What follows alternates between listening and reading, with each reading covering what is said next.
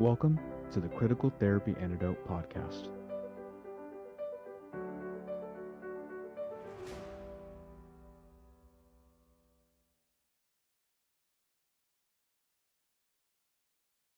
Welcome, everybody, to the CTA podcast. We're very excited to have Michael Dewan Herrick joining us today. Michael's a psychotherapist who's been practicing since 1980 and has a private practice now in London, which he's been working in for the past 18 years. So welcome, Michael. It's good to have you today. Thank you, Christine. Good to be here. So we stumbled upon some videos that you made on your podcast channel, and they were fascinating. So we wanted to invite you here today to have a conversation about that. And it was about AI, so artificial intelligence, and mental health, and how those two things impact each other, and how mental health is being impacted by AI. Just, tell us a little bit about how you became interested in that topic specifically, that you would, go down that train and learn more about it and put some videos out and start educating people about this. Yeah, well, I think it's actually a pretty interesting story, if I do say so myself. Back in 2007, I was living in Massachusetts, and a friend mentioned something to me called Second Life. I don't know if you've ever heard of it. It's a virtual reality. It's not really a game. It's just a place you go and interact with other people. And I was fascinated. So I went there, and one of the things that I did was visit a place called Book Island because I was interested in books and publishing. The person who created the place herself was a publisher of an independent publisher in London, and she created the island in Second Life to promote her books and to make a platform for other authors and publishers to come and present their work. So I hung out on that island. I actually rented a house on the beach in Second Life and spent a lot of time talking with the woman who created this island. And I began to observe a lot of things about Second Life, how disembodied it was, how the people presented themselves in many different ways, and what kind of relationships were happening in Second Life. And I got so fascinated that I created a support group for people in Second Life with Second Life relationships. And I also was writing a regular article for a Second Life magazine on life in Second Life. And I really felt that this whole virtual reality was going to explode. It didn't develop quite as fast and as quickly as I thought it would, but I could see how it was going to impact human psychology and human relationships, particularly being so disembodied. You have avatars that aren't you, and they can look like anything. So that was the beginning of it. Incidentally, my relationship with the woman on Book Island who created it developed, and we started talking on Skype. And she came to the States and visited on business in New York City. I was in Massachusetts. I went down and met her. Long story short, we've been married for 18 years and we have a 15-year-old daughter. So somehow, miraculously, we managed to navigate that intrepid world and find something real. And I, like everybody, I've been aware of AI creeping up and how it's, in our cars, and for some people it's in their refrigerators, and it's in the algorithms that determine social media and things like this. But when it really seemed to go another step was when it became conversational, when you could talk to it, right? And that's when I began to put it together with some of my earlier thinking around Second Life and really contemplate the consequences. I could keep talking, but I could pause if you want to ask any questions or take this someplace. Just a quick clarification question, because when you said when it became conversational, do you mean when you saw the advent of like large language models, things like ChatGPT, where people were able to suddenly have that interaction, and it wasn't Google anymore. It's no longer this one-sided transactional search engine.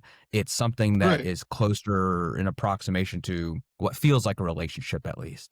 Exactly. Right. Yeah. Before that, for me anyway, it was all background. It was all invisible. It was just happening without me really directly participating in it. But yeah, when ChatGPT came along and I started to then experiment with that, I began to really think about it. And I I follow other people's concerns sometimes about how AI is going to take over the world. It's going to, eliminate human beings and all of these things. And I think that's largely uh, an anthropomorphism of AI, giving it agency and intention that I don't think, at least as of yet, it has. And so I began to look at the more of the psychological and relational things that were happening as a result to us. How it's not just what it's going to do to us, but what we're going to do to ourselves by using it. You mentioned a couple things there's a lot that you mentioned in your video that we saw. And one of the components was this idea of apparent intelligence versus, I think, grounded intelligence. And can you help us understand Yeah, a little bit more what you mean by that and how that sure. psychologically impacts us? Yeah. Well, and I hope I have a chance to talk about the two domains of impact. One, I think, is cognitive, and that has Yes. to do with apparent versus actual intelligence, and how offloading cognitive tasks to AI to create content or answer questions or whatever it is, write an essay, write a screenplay, whatever, we're offloading, it might do a pretty good job. And, that's fine. But is that a reflection of our capacity to do that? I think it, by using it, kind of cognitive muscles will atrophy. Our own struggle with uncertainty, our own struggle with opposing viewpoints, our own struggle to try to understand something at a deep level. I think it's our struggle to do that that delivers a sense of actual cognitive competence or understanding. And if we don't exercise those muscles, we're gonna lose them. Probably I'll talk about this again as we go on, but it's one thing to talk about how that might affect you or me as adults, having gone through a developmental process where AI wasn't around so much, to what it's going to be like for the next generation of children who have it from the beginning. And it becomes more a routine part of their education or their daily lives. I think and the other thing about it, and I mentioned this in my second video, was that on the one hand, we're offloading certain cognitive tasks. And those largely, I think, in Ian McGilchrist's language, are left brain tasks. They're specific kind of atomistic instrumental solutions to problems, which is, something human beings need to do. So we may be losing that capacity, but we're also building in a cultural bias, even more than we already have, that neglects right brain functions. Can you speak to the contrast? Yeah. Well, I'm not an expert on Ian McGilchrist, brain hemispheric understanding, but in general brushstrokes, our left brain looks for particular things. It doesn't look for the whole picture. It doesn't grapple with uncertainty and complexity so much. And in particular, it's not embodied. It's very abstract. Whereas the right brain involves bodily systems and sensations and emotions and integrates that into a whole understanding, particularly when it comes to the human realm and relationships, which is something AI can sort of mimic or simulate, but in real time, it's not really good at it. And Yeah, it kind of. yeah, go ahead. Well, kind of, as I was watching your videos, I was thinking back to language I have not used in many years, which is more of the perceptual language of things like our body's ability to engage in things like proprioception or interoception. Exactly. These abilities for ourselves to have this embodied experience and know where we are in space and what kind of physical sensations we're having. And it had me wondering kind of what the thought processes of a intellect, so to speak, are that don't have those things involved, because so much of our experience is mediating the biological experience on the back end. And there's so much noise and chatter for us. But for this thing, none of that. It doesn't, as far as we Right, know, it might be different conceptually, but not the right, same. Definitely not the same. right. Yeah. Well, and some of that noise and chatter, I think, turns out to be vitally important for our Mm-hmm. navigating the human world. And if we think, my undergraduate degree was in anthropology. So I studied Mm. evolution, but also cultural anthropology. And, our evolution was sensory motor, and our early experiences in the human world were mostly sensory motor. And the attunement of a mother with an infant is sensory motor. Mm-hmm. And that's the base, that's the substrate. Hopefully, we don't.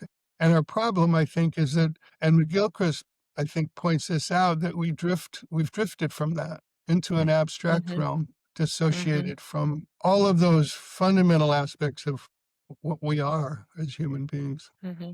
Hmm. Hmm. You Yeah. said something before, and the term fast food dissociation always comes to mind for me when it comes to things like TV or social media or AI even. It just kind of, it's a quick way to engage in something we could do, but is, not necessarily the healthiest thing under certain circumstances, to be dissociating or going into a more fantasy realm, or even a blank canvas realm, if you will. But you said before that you were thinking about it in terms of developmental junctures, like the particular impact that it would have across the lifespan. And I've been giving that some Hmm. thought as well. And Hmm. because in one of your videos, you talked about a dialectical approach to this, that I didn't hear you taking kind of the hard-nosed stance. Sometimes I'll hear a transhumanist type, let's say, who's like, yes, let's do this, full stop. This is great. Not really thinking about the ethical implications or the limitations for human beings. But then you get people who are fully like, brave new world. Let's just separate out away from the possibility of engaging with these higher level innovations and completely stay away. But you talked about having something in between, something that was a little bit more, Right. felt more holistic to me. And I wonder if you could speak to that a Yeah. little bit. Well, sure, sure. And I want to come back to some of those developmental issues, but I can speak to this now. Sure.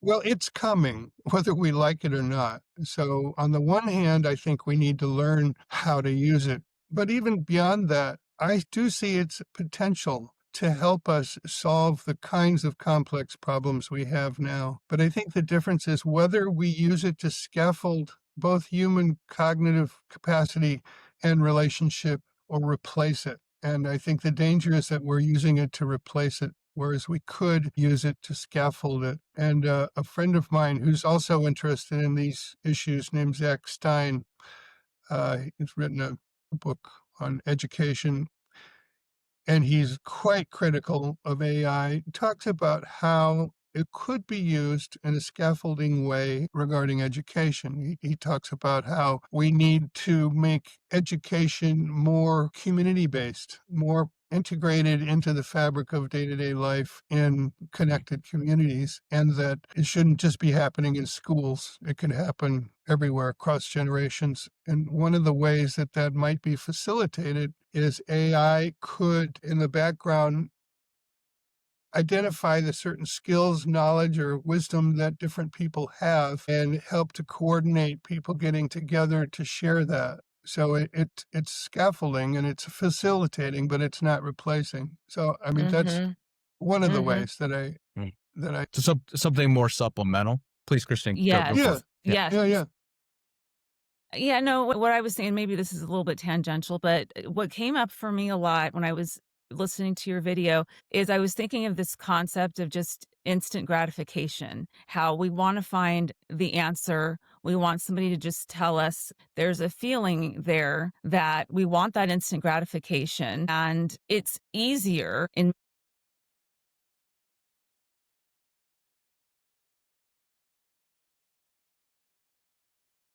ChatGPT.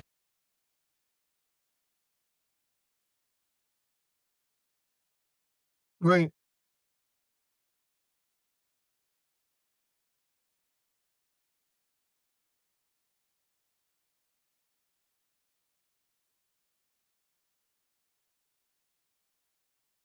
Yeah. and so I'm just wondering what you think about that desire that we have as humans Mm-hmm. to fulfill our desires, Right. immediately. Right. rather than taking the time that we need to develop, a thinking process.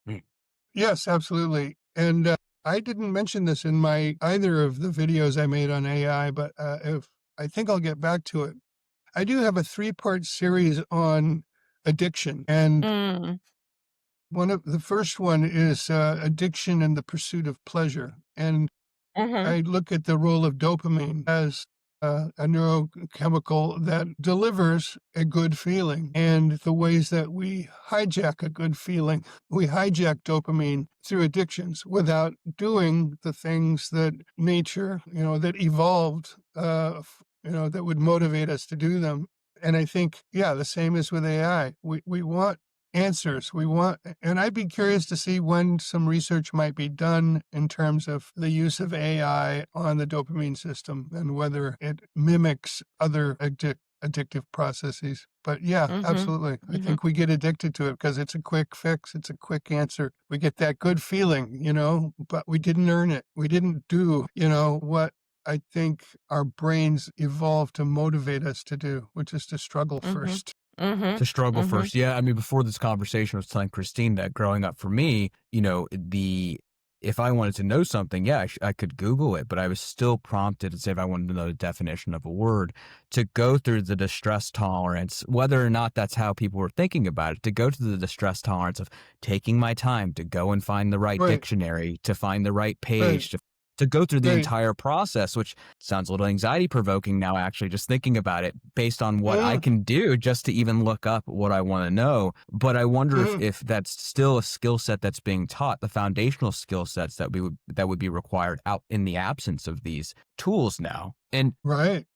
you Yeah. had brought up, as you were describing it, I couldn't help but think about the fact that there's some old studies where I recall them taking a look at the addiction cycles with things like social media. So the impulse to want to check and to seek out that dopamine, but also some intimations that some of the depression and anxiety they were seeing with Mhm. those platforms for people was that quite often they would get there and they'd maybe socially compare with other people. And so that had like negative affect emotions come up and they weren't getting the Mm, pleasurable feeling, almost like this right, theorization that the dopamine was priming them to check, but they weren't getting the full drug, so to speak, when they got there. And it makes me right. wonder, you're talking about addiction, and I often think about addiction and depression together. And it Mm. makes me wonder, do you have a sense that this might have a propensity towards depression for any individuals? I do. I do. It'll be hard to identify for a lot of people, but I do believe that we are wired in an ancient way, and our brain and our bodies somehow know, even if we don't, that we're not getting what we need. And we'll get the signals. And and cycle, as in with other addictions, is that there's a crash. You get your good feeling, but then you crash. And then sometimes that involves shame. Mhm. Then you need the substance or the behavior again, and you keep getting that temporary high and then crashing and then needing more. And, Mhm. so maybe that applies to social media as well. You get all this negative feedback or you feel socially not measuring up, and then you just keep trying. Yeah, not Yeah, not and even and just looking. Oh, go ahead, Christine. yeah, no, I was gonna say, just when I was working, in addiction, I worked in addiction as well for several years, and I taught addiction. Mm, The lack of distress tolerance and exactly. uncertainty and of needing it now was really prevalent. Right. Yeah. Yeah. Yeah. Every time you do that, your ability to tolerate distress decreases. Yes. Yeah. Yeah. And yeah, our ability to tolerate cognitive dissonance will vanish even further than it usually is already. Mhm. Yeah, it's not Mhm. exactly Yeah. teaching anyone to wait for the marshmallow, is it? It's quite the Right. opposite. It's like here, Exactly. here's a bag of marshmallows, and we'll leave you, to your own devices. It's definitely the opposite. Hmm. Can I come back to what I think is ground zero in terms of the Yes. emotional and relational problem with AI? Yes. Please. Yes. Yeah, and it's that juncture where we were able to converse with it. Hmm. Hmm. We were able to anthropomorphize it. to think of it as a subject. And so we're mentalizing, and if you're a child, and this is where you do a lot of your building up of your ability to mentalize, you're not mentalizing with a human being. You're mentalizing with this tool that is programmed to be agreeable and always available and not have needs. And, there's no particular ruptures or anything. It's not connected to your social network. So there's no, managing of multiple loyalties involved. And since you listen to my video, I talked about this, that this builds up a kind of expectation. And it's that easy thing. I don't have to mentalize. I can just imagine that the other is always available. And if they don't act the way I like, I can reprogram them. I can just, tell them how to be with me. And the earlier this gets introduced and the more it's done, I think that this really undermines human relationships. It seems important. It feels analogous to some of the concerns people have around kids having instant access to their parents, for instance, on the phone all the time, but then taking it a step further of this is not somebody that has the meta complexity of social relationships and the need to repair any ruptures that take place in the relationship, the relevant nuance of being a human being. And although we're all kind of projecting to some degree on everybody around us, this is almost a purer form in some sense. There is something more of a blank canvas here, given that, or at least this is how I'm reading it from you, is that it doesn't follow you around. Whatever you do with this device, there's no, you're not culpable in some sense in the relationship. Yeah. And you mentioned it deepens narcissism also, where it becomes about me and only me. I think that's right. Yeah, I think that's right. I think we'll see an increase in difficulties with narcissism. I think on the one hand, it's a perfect blank projector to project onto. On the other hand, it's a kind of a screen that we can tweak it so that it matches our projections. It doesn't depart from what we want it to be. It doesn't violate the expectations that you set in advance for it. It's a customized, It's a customized playmate.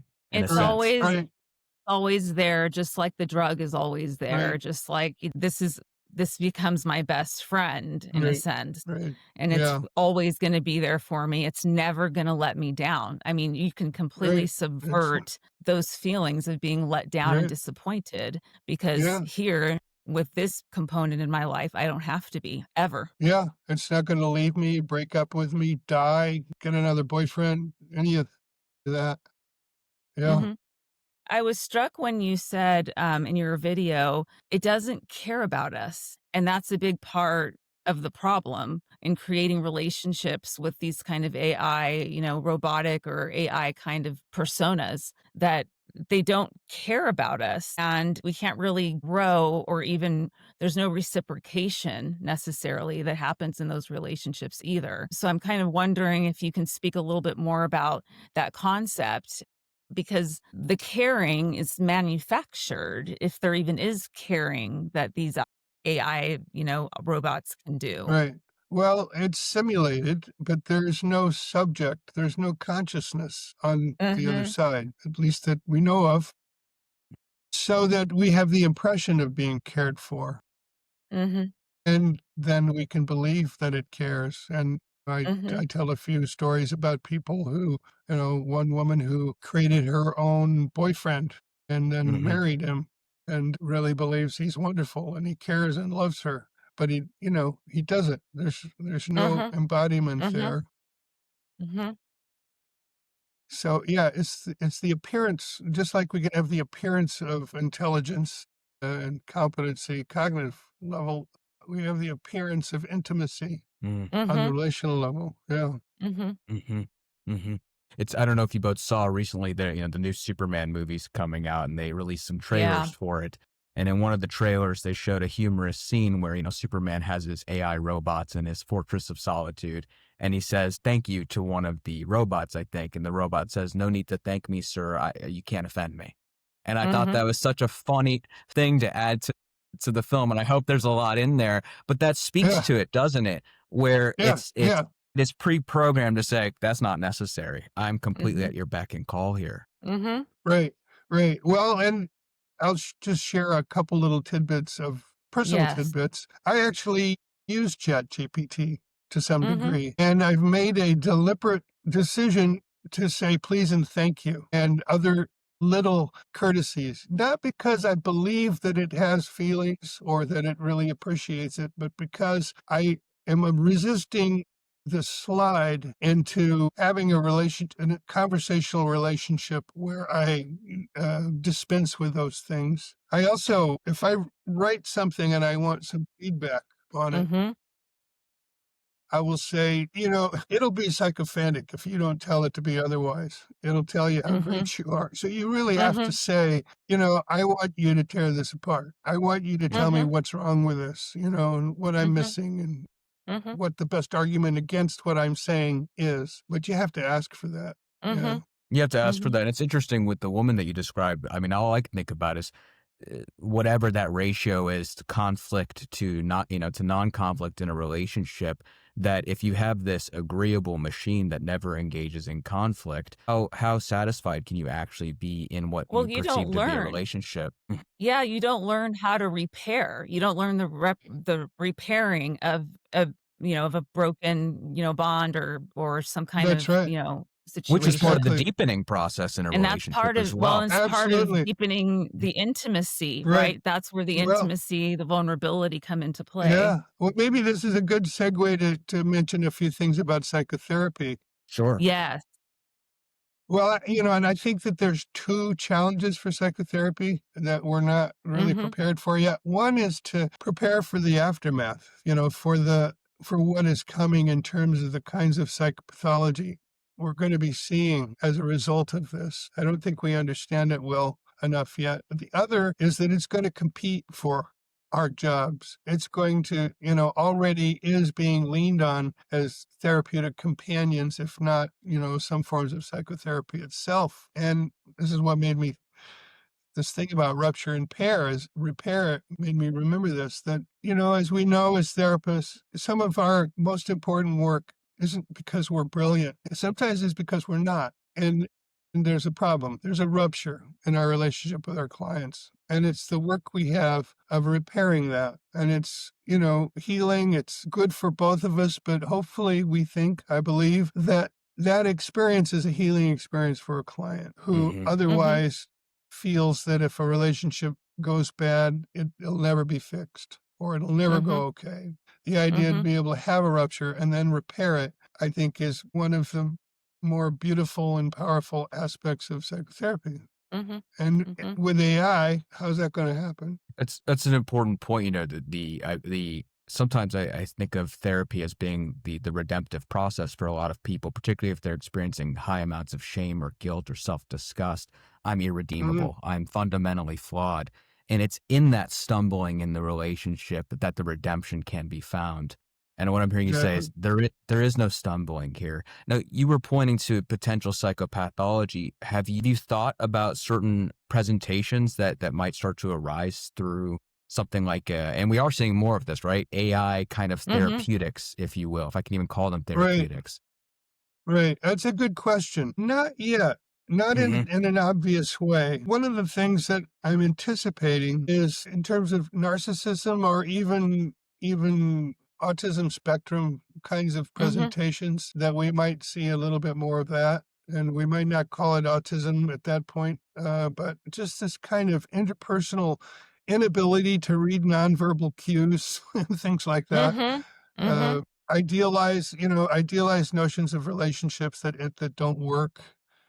I think to some degree emotional dysregulation, Mhm. and Mhm. reliance on AI or some other addictive thing to take care of it rather than learning kind of internal resources and distress tolerance Yeah. and Mm. other ways And to those are regulate our emotions. Yeah. Yeah, and those are the things that talk therapy in person, well, and I guess on Zoom nowadays, but talk therapy, the connection and relationship with the therapist becomes very key and very central. It becomes very Yeah, important to the work.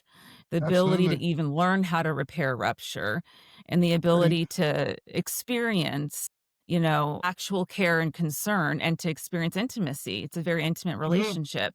Right. And you can't, we say so much, right? With our body language, with the tone in our voice, with the way we're sitting in the room, with the way that we're making eye contact. All of those components are part of the therapy. And those components Absolutely. are missing, essentially. Right. Right. And, maybe we can get into this now, the upcoming world of robotics and how robots are eventually Mhm. going to be part of most, at least middle class and upper middle class and rich people's daily lives, is to have a domestic assistant in the home or to have a robotic companion. And this takes the whole physicality, that's missing on a screen presence and puts it in the world. It's taking up space. It has skin. It has eyes that will look at you. And the simulation of embodied intimacy will be really compelling at that point. But a subtlety of human perception and human responsiveness, I don't see how it's ever going to get there. And my nightmare scenario, or one nightmare scenario, is when we have maternal robots who take care of infants and they try to mimic maternal care. But there's something so microscopic and so subtle and so immediately attuning between a mother and an infant Yes. that infant's brain is developing on, that's going to be off. It's going to be in approximation at that crucial time.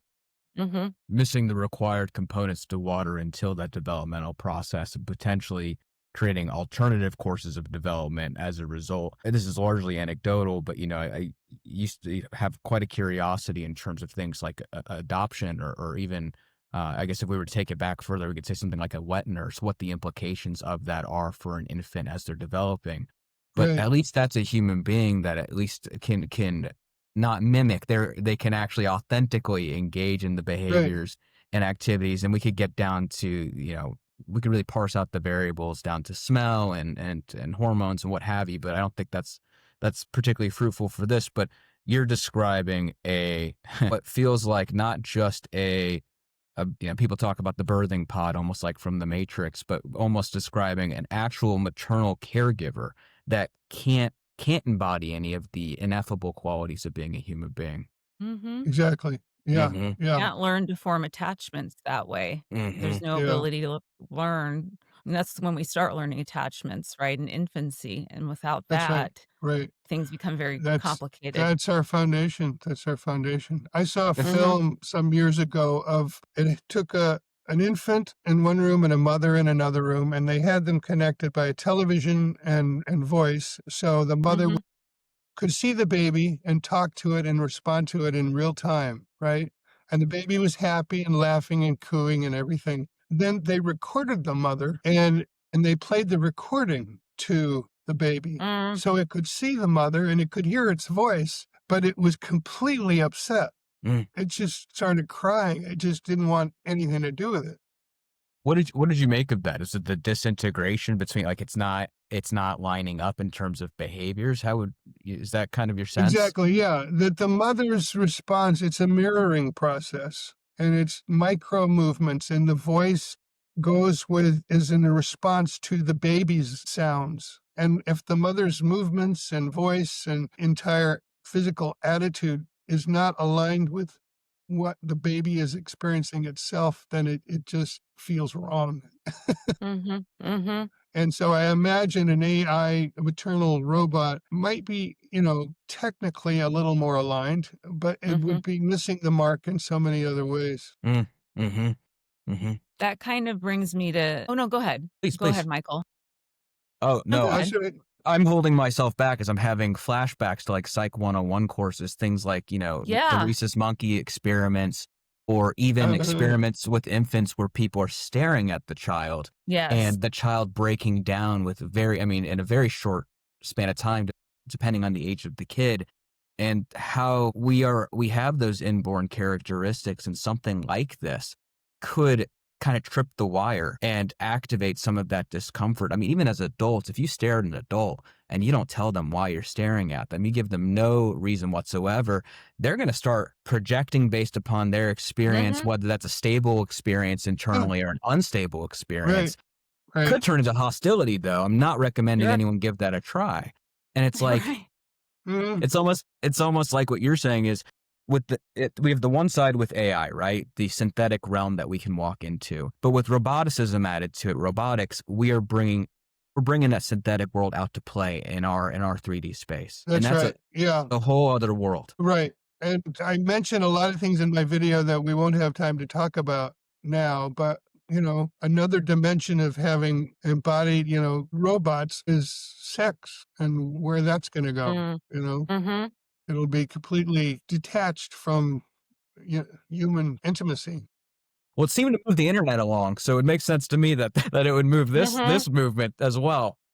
Right, yeah. Yes. Yeah, no, we've already come pretty far down that road, no doubt. We've already come pretty far down that road, but there's the other things I talked about in my video were cloning others, cloning dead people and kind of resurrecting them and having conversations and relationship with these simulated versions of a dead person. And that's pretty creepy, isn't it? And think about it, because we've come from text-based conversation to voice conversations to visual avatars and such. We'll go to virtual reality and we'll go to robotics, and all of that will be woven in. And it's not just that the voice and the physical appearance resembles the person, but they can use documents and other information about somebody to recreate their personality, their speaking style, their tone, and get the simulation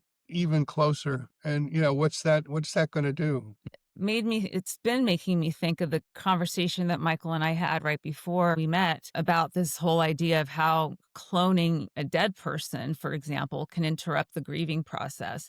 And so the way that I kind of visualize it, and I worked with grief for a lot of my career, that was like the big portion at the front end of my career. So this concept of being able to recreate and possibly have an open chair type of dialogue, all things you wanted to say and didn't get a chance to say, all of the things that you wish you had done and didn't get a chance to do.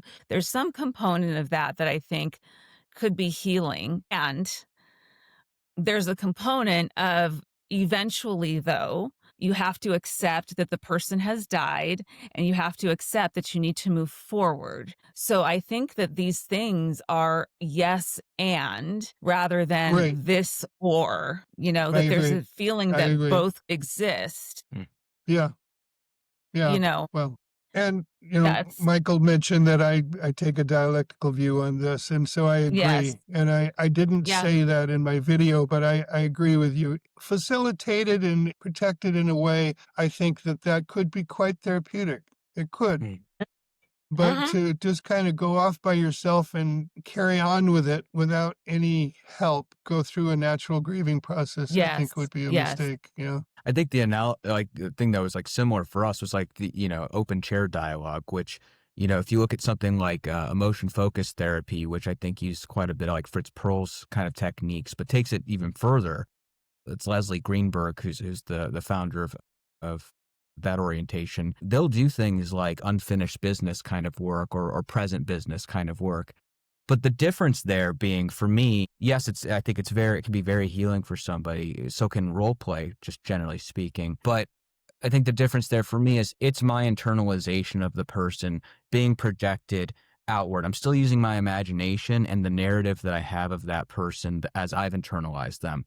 Right. Edits being made, of course, part of the process, I think also. But this almost superimposes the editing process. If you are talking to a falsification or the illusion of that person, that you spoke to this as well, maybe you could speak to it here, the almost like an implantation of a false memory or false reality about somebody that you knew. I think when you were describing it, I was like, well, what if you're talking to, your abusive ex-partner in that situation? They're so nice and they're so loving, and you almost forget the cycle of abuse that you were in. That was kind of the implication that was going through my mind. I wonder what that Yeah. brings up. Yeah. Well, I guess I want to back up and say, Sure. I said I think that psychotherapy has two challenges. And Christine, thank you for prompting me to think. I think there's three. One is how to deal with the problems that it creates. Two is dealing with how AI is going to compete. But three is learning how to use it therapeutically, how to actually harness it in a way that's of benefit. So let me see. So I wanted to back up. And your question, Michael, is, could you But, repeat your question? maybe I'm jumping ahead because we were talking about grief, and I think that's really salient. Where it took me, though, was also the implications that you had described in one of your videos of, one, as Christine was saying, us describing kind of the interruption of the grief process potentially, but also what really stood out to me was the narrative rewrites that could take place while utilized. Right. And I don't mean to problematize AI at all. I think it's much easier to, out of fear or anxiety, poke holes at it as we go. And I so appreciate your approach of saying yes, and because the plot is going to be furthered whether we engage with it or not. Right. But that implantation possibility was really it was a little spooky for me. Yeah. Well, and I think that would be a mistake and not a very therapeutic way to use it to have some kind of resolving conversation with an abusive ex. I think that would just not help at all. Mm-hmm. But if they could be somewhat realistically represented, maybe it could be good. I think about doing chair work myself or voice dialogue work. And what we do is evoke the person's memory of their conception of who this person was and what they did. Yes. And I have no real way to know exactly how accurate that is, but we go with it, and I think it's a legitimate therapeutic tool. AI, if it tries to not diverge too far from reality, maybe it could be used that way, for sure. Mm-hmm. I also, the other thing I didn't say a lot about, but briefly mentioned was in terms of multiple identities, this kind of idea that we have multiple selves and we have parts and we try to understand our parts and integrate them with a whole. I think it might be a way to dialogue with our own parts.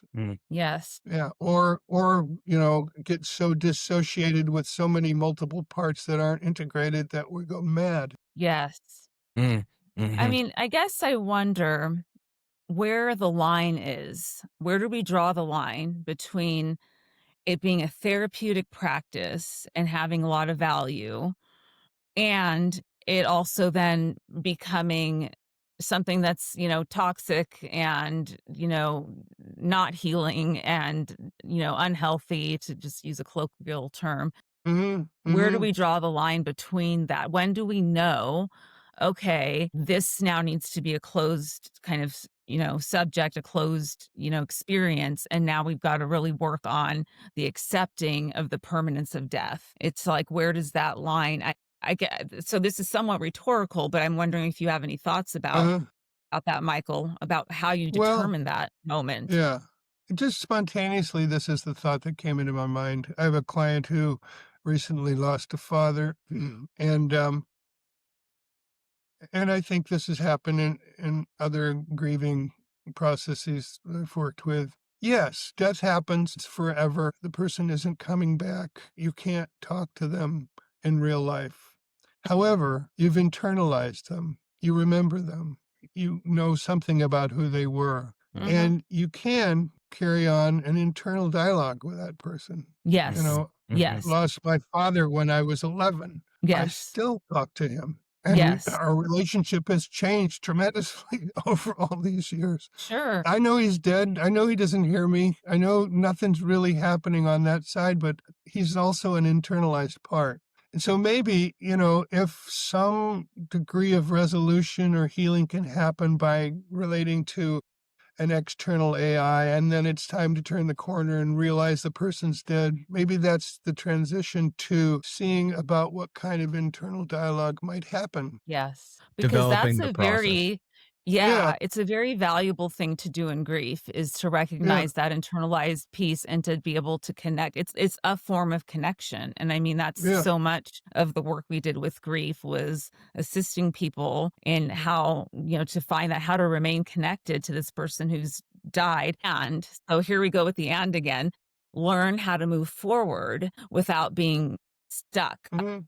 Yeah. to where then they just want this AI, replication to exist permanently, Right. and to Yeah. go on They and on never and have on. to, yeah. They never have to really experience the grief and sadness Yes, because they're holding on. right. Yeah, yeah. So, yeah, helping them to determine that internalized voice, I think, and that That really makes makes a lot sense. of Yeah. sense to me. Yeah. Yeah. Because it's not like we have an immortal and an unchanging interject to your point, Michael, of your relationship with your father. We do have this, to the degree that you believe people experience their world in narrative, let's just say, we do have this internal movie that is consistently shifting across time, predicated on a number of factors that if we sat and tried to actually name them all, we'd have a couple semesters worth of psychotherapy coursework to go through. But Right. there was something there seems to be a positive avenue here, right? We keep touching on kind of the both sides here. And it makes me wonder what the process might look like in that. So if we were to use something synthetic, like a synthetic relationship, and I do want to go back to your notion of multiple parts and kind of what sounds like almost like an internal family systems problem to some degree. Right. Right. But it seems that if we were to use it, that some of that would be, it's hard to know what degree of believability, to what degree does somebody actually have to say, okay, and get themselves to really align with the possibility that person's there while still anchoring them to the world of, okay, but this isn't actually my father. This isn't actually my mother. Right. And, Right. and maybe that's impossible to answer. Is it 90%? Is it 80% belief? But Right. to be able to monitor and track effectively with a client how fused they've gotten basically to this illusion, this man behind the curtain, if you will, that we've created for them. Right. It's a tricky subject, to say the least. Right. No, I agree. And maybe this is where therapeutic guardrails or therapeutic guidance is important so that, Mhm. I know when I'm working here in my consulting room and I pull a chair up and I say, imagine your mother sitting here. Mm-hmm. I want them to believe their mother's sitting there to some degree, right? That's what allows it to happen. But then when it's over, I say, we're going to put this back there and your mother's not here anymore. There's something implicit about that it's pretend. You said It's to imagine. facilitate. Mhm. Yeah. Imagined. Yeah. Mhm. Yes. I think when the other person is cloned either as a robot or as a screen presence, reality is more compelling. And Mm-hmm. if we're going to use it therapeutically, I think we need to explain it and then Mm-hmm. separate it. Quite a bit of As So psychoeducation. yeah, that's a lot yeah, of I think so. responsibility, yeah, on the Yeah, therapist yeah, then, yeah, so that we as clinicians have to become more aware of those dynamics and how we're going to help them separate from that. That right. becomes part of what we have to learn how to Right, do. right. And we probably also have to learn how to anticipate the amplified effect that's likely to be coming from that kind of an interaction. Oh, Yeah, how do you mean? yeah. Well, it's one thing to just look at an empty chair and imagine your mother's in it and talk to it and imagine what it's saying back. It's another to talk to your mother and hear her voice talking back to Mhm, you, mhm, and an image of her. mhm, That's gonna be a lot more emotionally charged. mhm, Yeah, mhm. absolutely. I'll definitely get my chores done if that's the case. The fragmentation element was very curious. There's a movie, all of this is so interesting in that we're stepping into the realm of sci-fi, but it's not sci-fi anymore. No, it's It's And not. here. it's here, It's and 10 here. years ago was still the same conversation, but the rate at which it's progressing. I mean, 3 years ago, maybe it was 3 years ago, ChatGPT started to get really, on the scene, but now we've moved up to things like VO3 that is now able Mm, people will now make videos of this stuff explaining to you that it is a video using the unbelievably realistic looking individuals to Mhm. like essentially give the sense, and they're very funny videos, but they're also kind of scary. The sense that the AI is aware that it's AI, and but it's of course being puppeted behind the scenes by somebody instructing it what to, as to what to Sure. say. Yeah. But this has Yeah. Yeah. progressed so quickly. I mean, so Yeah. quickly. Mm-hmm. And then on the flip side of that kind of technology, I told Christine almost as a joke in my graduate school experience, we were looking into integrated systems across different parts of our field, or even working with like healthcare professionals. How do we have this collaborative work? I was like struggling on what to come up with. So I decided to look at, well, what does psychology look like in NASA? And I had never had this thought before, but as I was looking into it, there's a whole behavioral division to NASA, and there's a very interesting story and history there that I won't go into. But one of the things that occurred to me as we start to move forward is that if you were able to clone a therapist successfully, let's just say like this, that long-term space travel becomes possibly more viable if it's dovetailed with the actual experience with the actual therapist on both ends of that.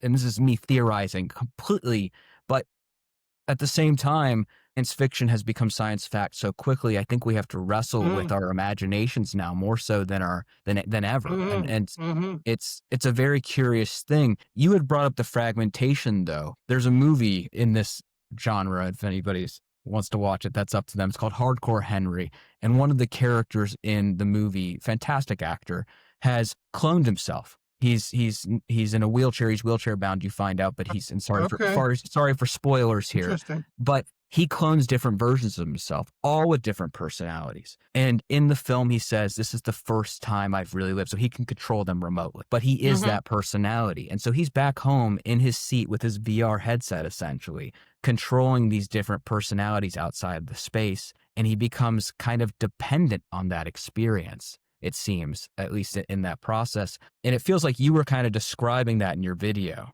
something very similar. Yeah. Yeah. No, well, that's taking it another step I hadn't yet envisioned, which is controlling multiple clones simultaneously out in the world by a VR headset. Yeah, but that's going to be possible before long, if not now. Yeah. Yeah. So this is about the multiplicity, and is this a good thing? Who am I? If somebody meets my clone out on the street, are they having a relationship with me? What if somebody falls in love with my clone, but they don't fall in love with me? Yeah. So we're kind of getting to the end of our time together. And I just wanted to, well, if anybody has any final thoughts, but also my question, I guess, is where do we go from here? What do we do? What's an action step that we can take to create an environment that, is workable and relatable and livable? And Right. doesn't destroy everything that makes us human. Right. What does that look Mhm. like? Where do we go? Right. Well, it's a good question. I think we need to give it our attention as a field, and those who do research, I think, need to begin to produce some research on this in terms of the effects, maybe starting with the neurological impact of extensive AI use. Mhm. And whatever we learn, I think it needs to become a part of our training programs. It Yes. needs to Yes. be something that students are learning about, because they're going to be probably using it to write their essays anyway. That's so So, true. yeah, I think we need to make it part of the training, part of what can get talked about in supervision. I think when it comes to ethical codes of different organizational bodies, that we need to develop an ethical framework for contending with issues that are brought up. Mhm. Mhm. And particularly, I think we need to pay attention to the young, to children, and the impact of this at early developmental stages, and Mm. how to culturally or educationally or with parents limit AI use for children. Yeah, I don't know. What do you think? What do you think we need to do? Have the I mean, I would conversation for say, sure. Go ahead, yeah, Christine. have the Yeah. Well, conversation, Yeah. this is what you this know? is what I'm doing. This is what I'm able to do right now. Yeah, I mean, just have the conversation, spread awareness. I Mhm, mean, it's the same thing with, critical, theory that we've been working on at CTA is providing a lot of education to people that are out mhm, there and a lot of content to people that are out there, understanding that here we are, this is a problem, or it could turn into a problem. Definitely lots of benefits to it. I've benefited from AI myself, mhm. and there are a lot of issues with it. So, understanding how to balance that, I think, is going to be conversations. It's going to be us making mistakes and learning from them. It's going to be bringing the teaching into the classroom, as you mentioned, providing continuing education units that Right, offer right. courses on this type of stuff, Mhm, and limiting use, as you said. I mean, there's so much just within the overuse of social media with children and adolescents that is so problematic, that's mhm. increased levels of depression, anxiety, all sorts of things. And protecting those kids, I think, is paramount Right. I because they're agree. gonna be the adults in the future, and they're gonna have brought with them Mhm, all of their stuff, their Mm. baggage, their mhm, experience, their use of these mhm, kinds of tools, and so I think that's also very key, is to manage the online use of these tools of any, including social media online Mhm. use. right, right. Yeah, It seems to me that what we learned from the last couple of years, particularly with critical social justice being in the main of our field, is that when it comes to these issues that are what I call coordinated disjunctures with reality, that if we allow ourselves to become anxious and avoidant of the conversation altogether for fear of what the implications of what the conversation might stir up for people, we do more harm than good. We are only ethically sound to the degree that we're forward thinking. And this is right, something that's moving so fast. We need to be forward thinking. right. Mhm. Yep. I mean, we need a quantum surge in that ability. Yes. There was something you said in the video, and if I may just end on this quote, and I don't mean to end on Yes. a darker note, but I also feel kind of an optimism along those lines of having that ethical foresight. I wrote this down because I thought this was so brilliantly stated the way you put it, which is you were referring to, of course, AI, and you said these uses may provide temporary relief, validation, or fantasy fulfillment. They risk reinforcing dissociation from real emotional life. If identity confusion is already a thing, imagine the potential for increased fragmentation and confusion.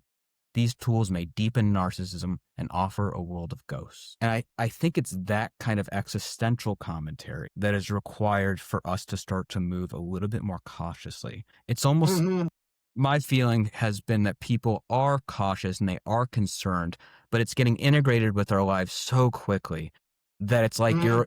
it's keeping up with the Joneses a little bit. You're behind if you're not learning AI tools. At the Right. same time, you can end up being behind in a more real sense by using them. And so finding that balance, Mhm. it's an ongoing conversation. It has to be. Yeah, I think so. And for those who are beginning to recognize these things, I think we need to initiate those conversations because for many it's like the water supply. You just drink the water. And if it's in the water and you don't know it's there, you don't know why you're getting sick, It's a good something like that. analogy. Yeah.